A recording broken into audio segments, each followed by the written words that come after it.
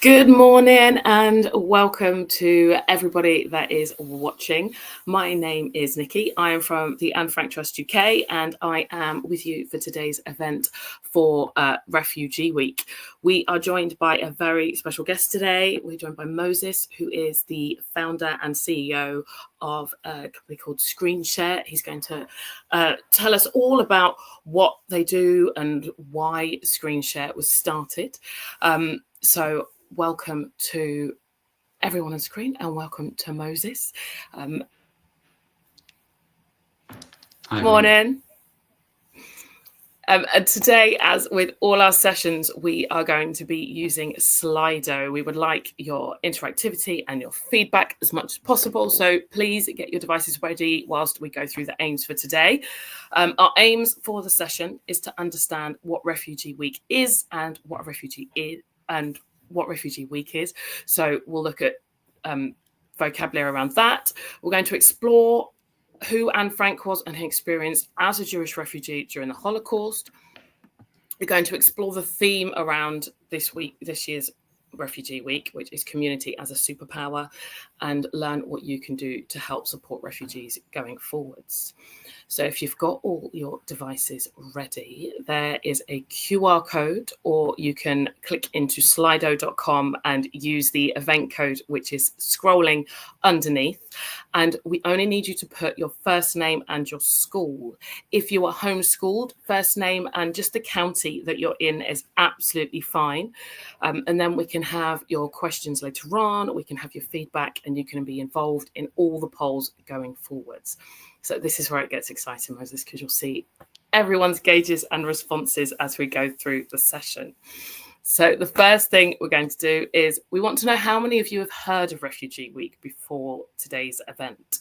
So it's great that you've all joined us, but have you ever heard of it before? So we've got, I've heard of it and know what it is. I've heard of it, but I'm not sure what it is, or I've never heard of it. And complete honesty in the poll, because after today, you'll all be pros on it. They're coming through already. Fantastic. So a lot of you have heard it and know what it is. We've got one that's not 3%, never heard of it. That's a good thing. That's not a bad thing. Appreciate the honesty. I've heard of it, but I'm not sure what it is. Hopefully we'll change all that, won't we, Moses? Definitely. Fantastic. We'll just give it a minute to see if any other results come in. I know Slido, if you've not used it before, can be a bit daunting. Thank you for all those that are voting. So the majority of you have heard of it and know what it is. And hopefully going forward, you'll be empowered in what you can do further after today's session. For those that don't know what it is or aren't sure, hopefully you can learn lots more. And come next year, you'll be running events in school as well as joining us for next year's event as well. And that's what we want after today. Brilliant. We'll go on to the next one. So thank you for that. We'll go into the dialogue. So it's Refugee Week, but what is a refugee? There's lots of confusion in the papers and in the media of what we see. So we want to know your understanding. What is a refugee? So the options are someone who moves country to be happier, someone who is fleeing war, persecution, or natural disasters, someone who isn't free to be who they are, or someone who moves for better opportunities.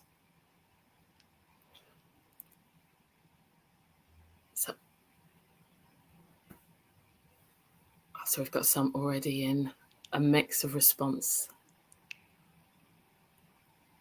Already moving lots. What do you think of the answers coming in so far, Moses, as you see them move? Put a big smile on my face. It looks like our audience today are really well informed. So yeah, it looks great. It is. I don't know whether that's their own research or prepping from teachers before they blogged on, but it is appreciated. Thank you all. The majority of you are saying someone who is fleeing war, persecution, or natural disaster. Fantastic. We will explain what a refugee is. It is Refugee Week, so it's important we understand the terminology we're using through the session. So a person who has fled their country in order to escape war, persecution, or natural disaster is what a refugee is. When we look at the media and we hear different words and explanations, we do hear the term migrant and we do hear the term asylum seekers. Just so that we can understand the difference. A migrant is a person who's left their country of origin to live in another country, either permanently or temporarily. Individuals can travel for a range of reasons. That can be work, family, economy, environmental. So that's what a migrant is. And an asylum seeker is a person that's left their country of origin and formally applied for refugee status in another country, but whose application has not yet been concluded. So the asylum seeker, their application is in process. A refugee has fled because of war, persecution, or natural disaster. And I hope that makes it clear for as we go on to today. We will be taking questions as today's session goes through. So please keep Slido on. Remember, it's just your first name and your school or your county for those. And we will be going through questions as we carry on through the event. So last one before we explain a bit more, why do you think we celebrate Refugee Week? Why do you think we have this event? We've got options again. To understand what being a refugee means, to celebrate the contributions, creativity and resilience of refugees, to explore the challenges refugees face, or to learn about how we can support refugees. So why do you think we celebrate Refugee Week? Okay, lots of good options on there again. Be interested to see how you're celebrating Refugee Weeks in schools. So please feel free to add those in the questions and the comments, and we can share what you're doing within your settings for Refugee Week. But we've got quite a mix coming in.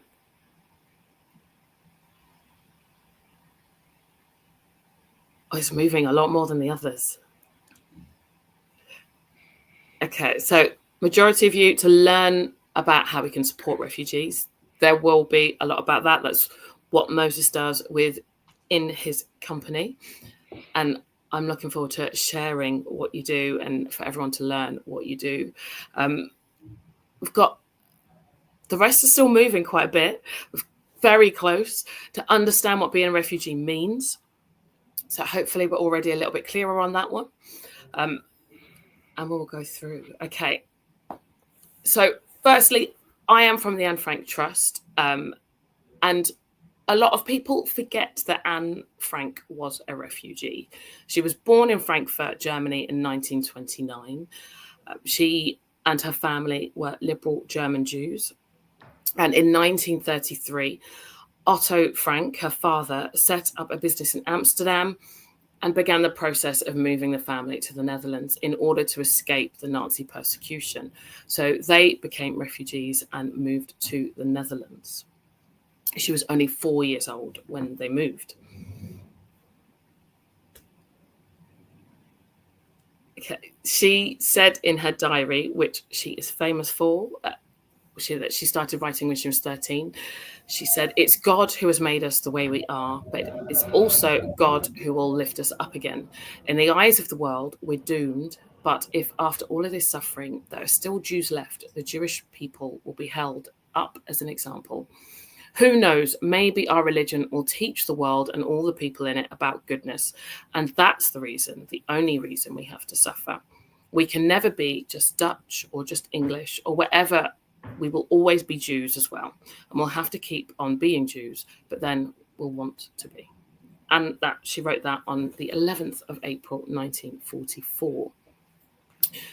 Anne had a very strong sense of identity throughout her diary, which is fantastic. She sees herself as Dutch. She sees herself as Jewish. She sees herself, she speaks a lot as being female, and being born in Germany. But she was one of 250,000 Jews who fled Germany between 1933 and 1939. Only a small portion of the European Jews were able to escape before persecution by the Nazi regime started. Many more would have been saved if other countries had granted them asylum. Moses, I know that your dissertation was on Kindertransport. That's right. You've done quite a bit about this as well. Yeah. Do you want to tell it, for those that don't know, a quick thing of how many were on Kindertransport? Yeah, well, it's really difficult to imagine. I mean, one day you're living in Austria or Germany and everything's going fine, and then suddenly your parents tell you that you have to get on a train, and over the course of a few months, you and 10,000 other children travel all across Europe seeking safety and go on this long and challenging journey so that you can survive. And a lot of the young people who went from Central Europe to England, some of them went to America, many of them didn't see their parents again. Others became politicians and artists and successful business people. So it's a really incredible group of people, and it all started with that movement on trains and some boats of 10,000 Jewish children to escape the Nazis. Thank you. So Anne, Margot and her family were part of the 250,000 who fled Germany. The consequences of the catastrophe was the UN Refugee Convention, which was adopted in 1951, which is why we have things the way that they are now. It's set out to protect aid and social rights that should be granted to refugees. But the statistics, and we will look at some and do some polls around this later on, but in 2019, almost 80 million people around the world were fleeing war, expulsion and persecution, 40% of those being children. And we've got later on statistics from 2021 as well. So if you can remember that 80 million, we'll see if you can then try and translate that to 2021. And also went on to continue on the 11th of April, 1944. She says, I have only one hope, that this anti-Semitism is just a passing thing, that the Dutch will show their true colours, that they'll never waver from what they know in their heart to be just. For this is unjust. If they ever carry out this terrible threat, the meagre handful of Jews will still left in Holland will have to go. We too will have to shoulder our bundles and move on, away from this beautiful country, which once so kindly took us in and now turns its back on us. I love Holland. Once I hoped it would become a fatherland to me, since I had lost my own, and I hope so still. So that speaks strongly about her identity within the Netherlands, within Holland. She speaks so passionate about it in many different points in her diary, which I absolutely love. For those that haven't read it, I recommend. We did have a question from someone that said, when did she start writing her diary? SMEAC. Anne started writing her diary when she was 13. So she wrote it between the ages of 13 and 15. And when you read it, sometimes it's amazing to hear that voice as a 13-year-old. Some of you are probably at the same age, near her age, as you're watching today. And I'm sure you've got just as much sense of passion and purpose. And it needs to be shared. And she shared it in the most wonderful way. And thanks to her father, we get to share it with the rest of the world. Okay. With everything that happens in the world with refugees, with migrants, asylum seekers, they do unfortunately experience discrimination. This discrimination has a special type of name. It's called xenophobia. Xeno comes from the Greek, which means stranger. And phobias, a lot of people say fear, but it means fear or a hatred. It's important that we understand it means both of those things. So xenophobia is a dislike or hatred or discrimination of people from another country or people who are perceived as foreign, or as xeno comes from, strange. So people worry about difference, they fear of difference. And that fear, unfortunately, can turn into a hatred. So it's important that we understand the discrimination that refugees experience. Okay, so we've explained dialogue, we've explained and story. Moses, tell us about you and what you do. You're here to join us for Refugee Week. Why have we got you as a special guest, Moses? Tell everyone about you and screen share, please. Sure. Thank you so much for having me. And by the way, just on that slide about xenophobia, I just wanted to add that, it's a big word. It might be a new word for some, but really, it's the most horrible thing. And we had a case a couple of weeks ago with a hijabi woman who was just attacked on the bus because she was wearing a hijab. And it's just a case like that where you feel it's just such hatred and it's so unfair that it kind of reminds me of what Anne Frank said. It's just unjust. It's just not right. And so we've really got to be really aware of the discrimination that people face, our friends face. And I think a lot of it happens just because of not knowing people. And actually, when you spend time with people and connect with people, that xenophobia can go away. So yeah, I really believe in a world where we've really dealt with xenophobia and we don't tolerate it. And yeah, I'm optimistic. One day there'll be no more xenophobia. Why have you invited me? Well, in lockdown, I founded a charity to support refugees. And what we do is provide digital inclusion, which is basically laptops, phones, tablets, Wi-Fi, SIM cards, digital skills training. It all started when I was working at a refugee charity. And my job was to kind of help refugees with their homework, and they would come into the office and we would work on it together, and we'd use my laptop. And when COVID happened and we all had to stay at home and go online, suddenly my clients and friends were unable to work with me. Maybe they didn't have a laptop, maybe they weren't able to afford Wi-Fi or SIM card. And so I didn't really know what to do. It was really scary because I was really, connected with this group of people, and suddenly they were nowhere to be seen. And while most of us managed to do everything online, some people who weren't able to, it became a really scary time. And so I started knocking on doors in my local community, sending WhatsApp messages. Does anyone have a spare laptop? Does anyone have a spare phone? Would anyone be willing to make a small donation so we can pay for Wi-Fi? And amazingly, people jumped in. They said, "Oh, I've got an old phone, which is in my drawer. I haven't used it in ages." Or, "Oh yes, I'm thinking about getting a new laptop, so I'll give that one away." So I went to go collect the laptops. I wiped them, removed all the data. I started to replace some of the batteries, replacing the screens. I found a whole load of information on YouTube about how to kind of turn an old dusty laptop into something which was, almost new, and started giving them out to refugees in need. And then the word spread, and actually we found out that there were loads of people who couldn't access the internet, something we take for granted. And we've grown and grown and grown, and now we have 10 staff members. Some of us teach digital skills. Someone said to me the other day, by the way, that giving someone a laptop or a phone but not teaching them how to use it is like giving them a car without a seatbelt, because the internet can be such a dangerous place. We've really got to be diligent and focused about what we're doing online. And so we don't just give people laptops and phones. We show them how to use it. We show them how to be safe online, help them with Wi-Fi. And at the moment, a few of my team are taking apart loads of laptops. If your laptop screen is smashed, you might think, well, it's broken, I'm going to have to get another one. But actually, we can repair it and fit it with a new screen and extend its life so that it doesn't end up in the bin or in your drawer, but actually in the hands of someone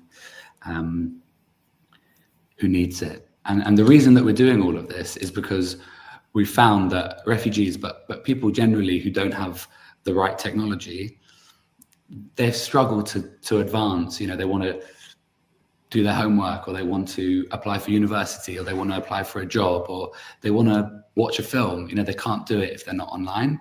And so by giving them a device and giving them some support with skills and the internet, we can help them be themselves and progress and advance and kind of stand on their own 2 feet. So yeah, it's really fun working in the charity sector. There's loads of cool people that we meet from all over the world, and yeah, it's great fun. Fantastic, thank you. So when did ScreenShare officially begin? Because you were originally just looking for laptops and help and support. What year did it be like, no, this is what we're calling it, this is how we're doing it? Yeah, well, we started in 2020 and it was just me. And then I started getting some technical people involved because I didn't really know what I was doing with the tech element. And I got someone involved on the social media and was like, wait a second, like we need to be, we need to be something. We need to have a name. This was January 2021 when we thought, okay, we need a name. We need to be an organization. We need to get funding so that we can pay for new batteries and pay for postage. And my friend said, I've got a perfect name. Let's call it Motherboard, which is the bit inside the computer. And everyone said, oh, that's good. And then we thought, actually, that makes no sense. No one knows what a motherboard is and it doesn't make sense. So we went with share screen. We thought that's good. And then we thought, no, screen share, that's better. So we settled on screen share. And yeah, we've grown really, really quickly. And there's so many people who have got involved, who are interested in tech, who want to help out in their spare time, whether it's taking apart a laptop or cycling a laptop to someone's house to deliver it to them. It's really community-centered organization. Fantastic, thank you. Asha at St. Columba's says, how many laptops have you given away? I mean, do you keep track of a total number? Is it? Yeah. So last year we did 1,086 laptops and 300 or 286 SIM cards and about 100 people with digital skills. So that was just last year, 2024. Before then, it was about 500 a year, 250 a year. So I reckon we're getting up to about 4,000 to 5,000 people, which is a lot of people, but also there's a lot more people who need help. There's thousands and thousands of refugees. Lots of them need help with digital. So we're really happy with the thousands of people we've helped, but we also know that there's more work to be done. And Gabrielle, sorry, from year 6, if I'm just saying it wrong, has said, how did you find out that you wanted to work with refugees and what inspired you? Because you said that you worked for a charity before working with refugees. So what inspired you to even start doing that? Yeah, I mean, it's what we were talking about when we were talking about Anne Frank. My great-grandfather was born in Poland, just on the border between Poland and Ukraine. And in the year about 1906, he was a bit worried about the persecution that he saw across Europe and in Russia, and basically got out. He thought, it's not safe here. And he was the only member of the family to leave. He traveled across Europe to the UK. And it was the right decision because, as we mentioned, it was a really, really bad situation. And a lot of people died. And so I'm quite lucky that I'm here. It's almost a fluke that, if my great grandpa didn't come to the UK, I wouldn't be here. And when he came to the UK, within 5 years, he'd set up a carpet shop in London. And it just made me think, when I was at university, my great grandpa was able to integrate into the UK, learn English, start a business, be successful. And so I kind of owe it to people that come to the UK now to try and help them get on their own 2 feet and be successful and create families and be a part of the community in the UK. And a big part of kind of creating that home together is digital. So that's kind of why I'm doing it. Yeah, everything is online. Even now, to book in a doctor's appointment, there's always a form online before you can take a phone call. So yeah, it's essential in today's society. So it's fantastic that you give back, and later on all those watching can find out how they can help as well. Should we look at some statistics and test their knowledge? Let's do some true or falses, and there's some multiple choice coming up. So please get your devices ready again. The first one, true or false? 36.5 million refugees are children. 36.5 million refugees are children. True or false? Take a vote. Very heavy true contingency, but the falses are still coming through.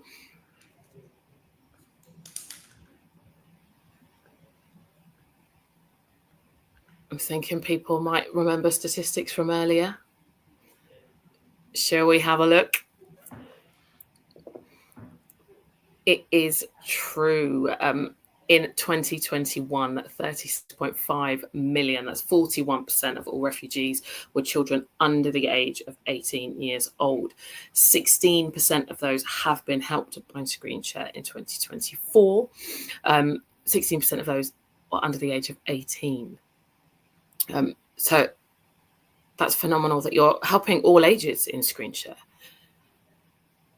That's pretty. Well, Nikki, I'll tell you that, but before we move on, sometimes it can be easy to think that, well, young people are all clued up with technology and we've got phones and laptops, and then older people maybe aren't so clued up and on it. But actually, there are people of all ages who are less confident with technology. And so we help whatever country you're from, however old you are. If you need help with digital, then we're keen to help. We started just helping young people, and then there were some older people who came along and said, well, what have I done wrong? What's my crime just because I'm 50 years old? And we thought, that's quite a good point. So yeah, we help a whole range of people from all over the world. Brilliant. We'll get people to guess the statistics as they come in. In 2024, how many UK towns and cities do you think were reached by ScreenShare and their support? So this is for you to guess. Moses will talk to us about areas, but 80, 45 or 63. So how many UK towns and cities were reached by ScreenShare? I think most people are playing it safe and sticking with the middle. They're going for 63. Would you like to give them the answer? For sure. So the answer is 80, which not many people guessed. Maybe I can explain why. One of the interesting things about being an asylum seeker in the UK, when you come to the UK and you claim asylum, so you say, I've had to leave my home, and I'm a refugee, I need to get refugee status, the government will start your application process, but it can take quite a long time for that process to conclude. And in that time, asylum seekers are moved across the UK. It's called dispersal. And that's a really difficult situation because you may arrive in London, for example, start school and preparing for your GCSEs, for example, and then the government say, okay, well, we found some more accommodation in Norwich or in Cumbria or in Belfast, and you have to move now. And we started just working in our local area in London, but people were messaging us saying, I have to move now because my accommodation situation has changed. So we started thinking, well, how can we help people all over the country? Started contacting other charities in other parts of the country saying, can you help us support people? And ultimately, my colleague Hamish spends a lot of time packing up devices, packing up SIM cards and sending them in the post all the way across the UK, because really where you live shouldn't determine whether or not you can advance or whether you can get support, whether you can be successful. So we're really happy to be supporting people all over the UK. They're phenomenal statistics. 1,086 individuals supported with a device, 289 data-loaded SIM cards. And those individuals, some of those might be with family. So although you've given it to an individual, they can then support other members of their family with what's happening. So that's phenomenal. Are there any places that you have started distributing to last year that you hadn't done previously? Yeah, I mentioned Belfast, and we kind of thought like Northern Ireland. What do we know about Northern Ireland? You know, we're in England, and then you realise actually we're all the UK. And sometimes when the work is a bit more tricky, and you've got to do more work to be successful, it can be easy to procrastinate and say, well, we won't deal with that. But actually, a lot of asylum seekers are being moved to Northern Ireland, Belfast in particular, and we thought, well, if that's where the need is, and we're a charity that exists to help people, then we must do it. So we contacted charities in the area, explained who we were, and worked with them to understand what's actually needed. We don't just send laptops in the post and hope that it works. We need to understand what position other clients of refugees are in. How can we help? There was a good example where we had 20 MacBook Pros, really nice business devices from big corporate, really smart, expensive devices. And we spoke to the charity on the ground, and they said, we've got children who want to use it for homework and Google Classroom. These MacBook Pros were heavy, big things like that. And actually what the clients needed was something small to put in their backpack, do their homework on. And so we had to adjust, and we actually ended up exchanging the 20 MacBook Pros for like 60 Chromebooks. So that's the type of work that we're doing, trying to work out what do people actually need in order to get to where they want to go. Thank you. Should we look at some more statistics, see if people can guess some more? What percentage, you said a lot of people use it for homework, job applications. What percentage of the usage was to access education last year? So take a guess. It's 89, 63 or 43%. What percentage do you think for education purposes? People are still sticking to that middle. I like it. We're pretty much even either side of the middle, but 53%, just over half of you are saying 63% is for access to education. Should we show the result? I feel a bit bad on this one, Nikki, because when we say education, there's an important part of the story which we haven't mentioned yet, which is included in education, which is learning English. If you want to get a job or you want to make friends, learning English is such an important thing for someone who's come to the UK. And when we say education, that includes learning English online, and loads and loads of people are doing that. But there's also there's formal education, but there's also informal education. Asylum seekers, they don't have the right to work, so therefore they've got a lot of spare time. And the reason that percentage is so high is because many asylum seekers really want to better themselves and advance and learn.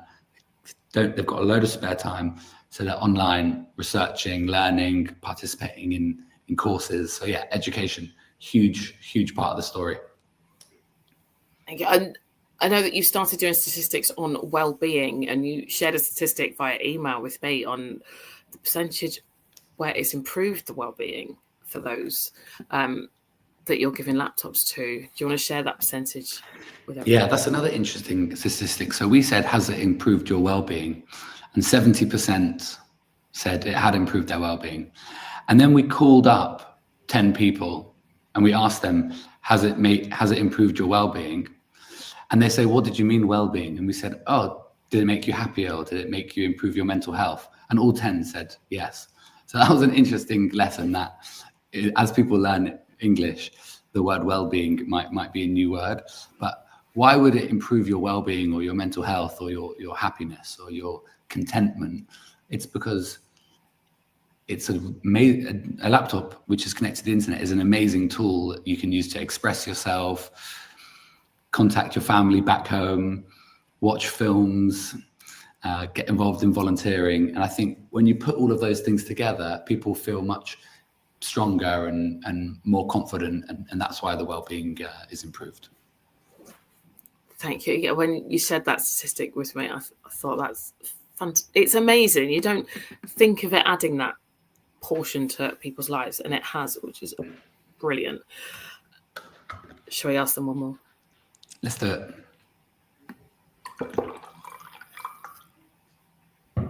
Okay. In fact, there was a question from you. Olive from Year 6 says, what do you think your next steps are as a charity? Great question, Olive. So We want to solve the problem. We want it to be the case that if you're a refugee, you have access to the internet and you have a laptop which you can do your work on. So ultimately, if there's 85,000 people who need help, we want to be able to support them all. That's our priority. But we were chatting to this with our advisory board the other day, who are refugees who have come to the UK in a difficult position and then started to thrive and have got into university and got great jobs, started businesses. And he said to me, the guy Sam said, you got to go to Calais. You got to go international, because the UK is only a very small part of the refugee story. And actually, there are sometimes in the news it says, why don't the refugees stay in France? Why do they have to come to the UK?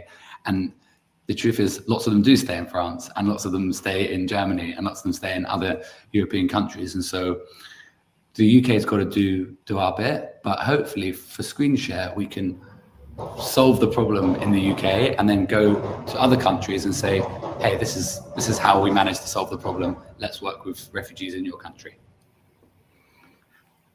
Year 6 at All Saints Junior School says, how do you find people that need your support? Great question. It's funny, actually. Sometimes people email me and call me and say, you need to help me because I don't have access to the internet. And I think, well, if you're emailing me, you do have some access to the internet. And it's a real challenge to find the people who are really, really offline. The way to do it is to collaborate and have partnerships with other charities. There are loads of local charities who have people who simply walk into their community centres and offices and say, I need help, I'm completely offline.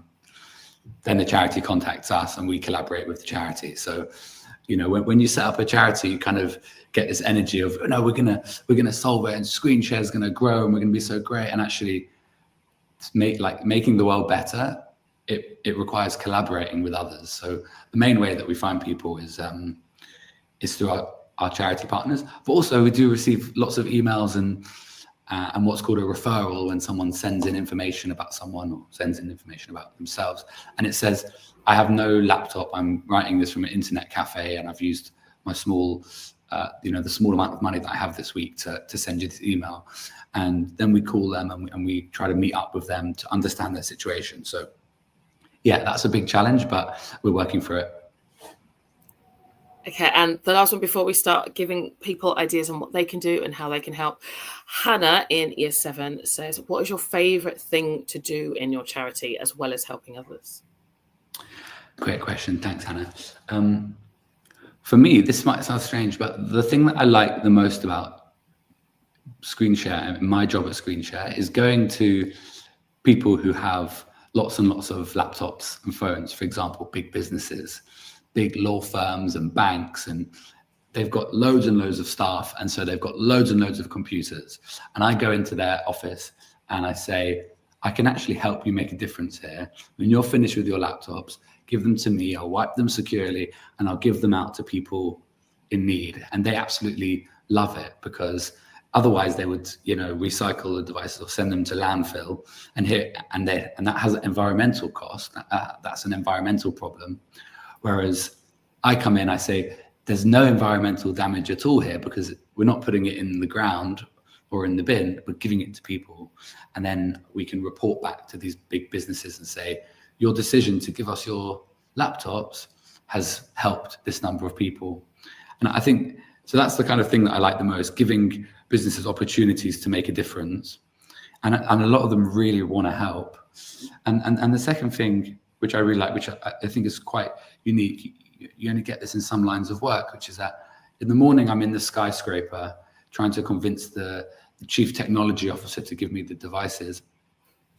And then I come to the office and there's someone who has essentially walked from Kabul or from the other side of the world to the UK and has battled through loads of really difficult situations and challenges, and is coming to us to say, hey, let's work together. If you can help me, then I can get in a better situation. And so, I've got the kind of, it's sad in a way that there's such inequality, but to have that exposure to people who are extremely, extremely powerful and wealthy, and then people who will be that one day but aren't there yet. And it's an amazing diversity. We've got 40 volunteers from 29 different countries. So there's loads of different languages being spoken, and there's just an incredible diversity in my line of work, which I think is a beautiful thing. It is. And you've mentioned working with companies, you've mentioned MacBooks, you've mentioned Chromebooks. Does it matter what devices people are giving in? It doesn't really, because we can exchange devices for other devices. We can actually improve devices. One company said, oh, you're not going to, these devices, they've been in the drawer for 3 years, they're rubbish, you're not going to want them. And actually, by repairing them and fitting them with new hardware and software, we can turn them into something really valuable. The other thing, Nikki, is that unfortunately there's a lot of people in need. And so there's some people in need who need very basic laptop. Some need a phone with a really nice camera. They want to be a photographer. Some want to have a laptop that they can code on, or somebody. And so therefore, any devices that anyone's willing to give me, I can find someone who needs that device. Brilliant, thank you. Let's give people some empowerment as to how they can help, what they can do. This year's theme is community as a superpower. As Moses explained, he works very passionately within communities, and it started off as a small community project to get out locally during the pandemic. So from places we go to, schools, places of worship, whatever you deem as community, you can work within them, and you can then help screen share, you can help refugees going forwards.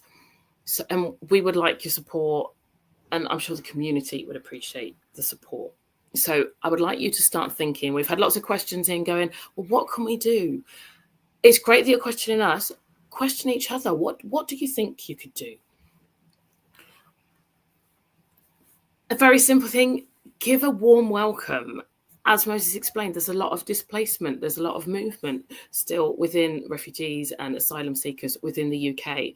So making people feel warmly welcomed within their communities, in their new communities, can really, really help. Moses, when we spoke before this session, you spoke of another charity that you work with that give welcomes. Do you want to share that with people, please? Yeah, 100%. So this actually started in lockdown, and actually it's been so impactful that more and more people are doing it. It's so simple. You take an hour or even half an hour and you write messages on a piece of paper, maybe do a bit of art around the side. And it's a message to people who have recently arrived in the UK. I said that asylum seekers sometimes living in not great conditions, and it's a new environment for them, and they might be confused or scared, or they may have, experienced some challenges along the way. And so to write a message which simply says, hey, nice to meet you, welcome to the community, really happy that you're here, good luck on your journey. And then you put it in an envelope, you send it to loads of charities will do this. One of our favorite charity partners, Conversations Over Borders, are fantastic at this. And they will then hand deliver the note to the refugee, and the impact, you might think, oh, it's just a note, but to feel that warmth and to feel that welcome as someone who's recently arrived, the impact is incredible. And we've met so many clients who so we do it with, when we give a laptop out, we put a little note of welcome in the box. And it's so funny, when clients come in and we catch up with them, we've sent them a really expensive laptop and a phone and a SIM card. And they say, oh, that note that you put in there was so nice. And I think, oh, okay, that's good to know. And it's because it's personal, it's warm, it's going beyond the call of duty, really kind of making an effort to make people feel welcome. And by the way, one other point, Nikki, I don't want to babble on for too long, but when we say give people a warm welcome, it's a good thing to think, who's in our community already, who might have come from a different background or traveled from their home country to the UK. Sometimes I think there's danger that we think there's kind of us and them, or refugees over here. And actually, we're all one community. And there'll be people in our own communities across the UK who have already come to the UK and are getting getting familiar with the UK. You might not even know that some of your best friends came to the UK. And so if we can kind of see communities as one rather than lots of different us and them, then I think that's a great way to go. Very much so. Thank you. Another thing is there is a program called Schools of Sanctuary. I know we've had a couple of Schools of Sanctuary sign up for today's session. If you are one, please put it in the comments so we can give you a big shout out. But if it's something that you're interested in or you'd like to know more about as a school, then you can find out more online.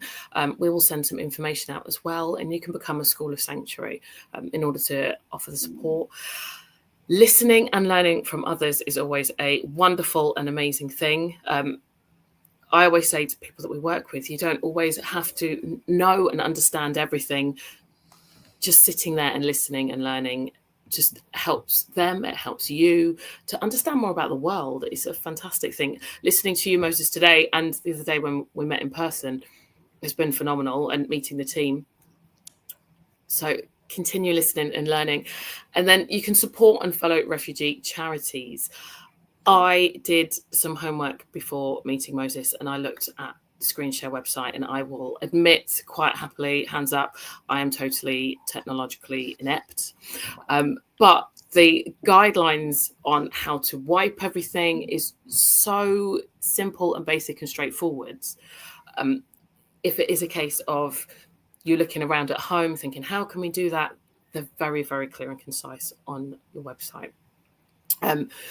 So going forward, we'll go on to the next slide. Keep educating yourselves and stay open-minded.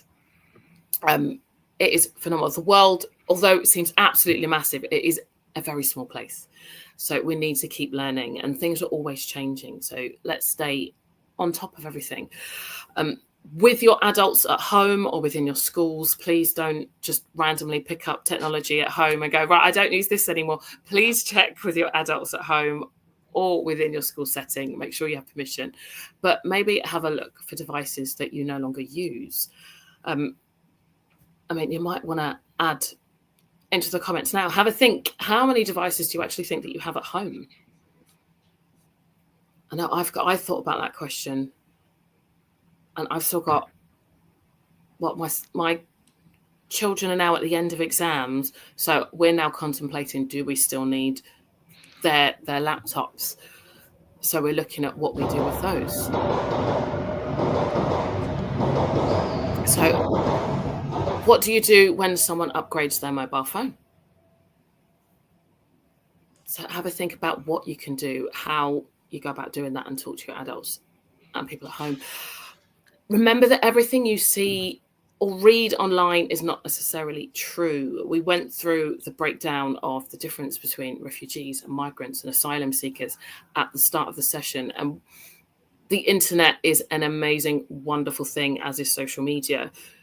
But we have to remember it's coming from one perspective. So what you see isn't necessarily true. It could be very one-sided. So make sure that you're looking at other resources, that you're finding information from other places. You're not taking everything just as fact that's coming at you, especially if you're looking at things through a social media lens, whether it's Instagram and you're looking at reels, or whether it's shorts on YouTube, whether it's TikTok videos.